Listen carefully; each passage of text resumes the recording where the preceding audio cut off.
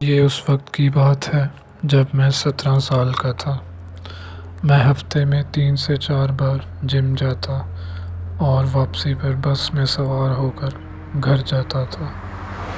یہ اتوار کا دن تھا اور میری بس چھوٹ گئی تھی، اس لیے مجھے ایک اور کے لیے زیادہ انتظار کرنا پڑا۔ میں نے اپنے والدین کو فون کرنے کا سوچا، لیکن وہ شام کے لیے باہر تھے۔ ٹیکسی زیادہ کرایہ لیتی تھی، اس لیے میں نے بس اسٹاپ میں بیٹھ کر بس کا انتظار کرنے کا فیصلہ کیا۔ یہ ایک سرد رات تھی اور ابھی برف باری شروع ہوئی تھی۔ میری بس معمول سے زیادہ وقت لے رہی تھی، اسی لیے میں نے اپنا فون نکالا اور کچھ میوزک سننے لگا۔ تقریباً 1 گھنٹہ گزر چکا تھا۔ آج بہت شدید ٹھنڈ تھی۔ پھر میں نے اپنی آنکھ کے کونے سے کچھ محسوس کیا۔ یہ ایک ڈراؤنا لڑکا تھا، کپڑے کی موٹی تہوں میں ملبوس، میری طرف آہستہ آہستہ چل رہا تھا۔ میں جانتا تھا کہ اسے گھورنا زیادہ توجہ مبذول کرے گا، اس لیے میں نے صرف اپنے فون پر توجہ مرکوز کی۔ وہ بس اسٹاپ کے دوسرے سرے پر بیٹھ گیا اور صرف مجھے گھورتا رہا۔ اس کے بارے میں کچھ تو عجیب تھا، ایسے لگ رہا تھا کہ وہ نشے میں ہے۔ اس نے پھر پوچھا، بس کب آئے گی؟ میں نے ایئر فون نکال کر کہا، میرے خیال میں برف کی وجہ سے بس لیٹ ہو گئی ہے۔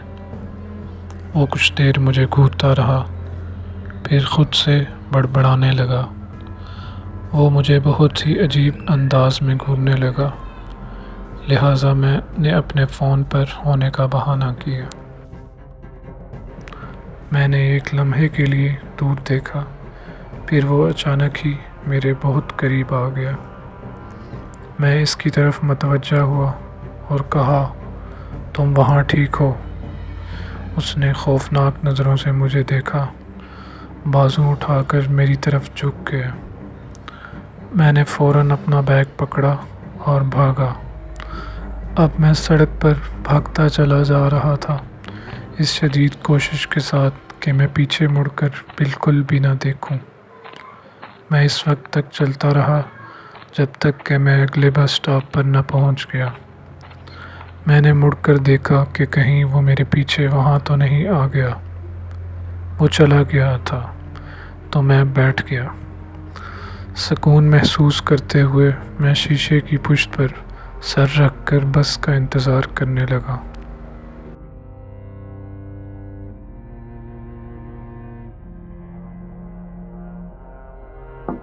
مجھے شیشے پر دستک محسوس ہوئی اور میں نے پیچھے مڑ کر دیکھا تو وہی آدمی شیشے سے مجھے گھور رہا تھا۔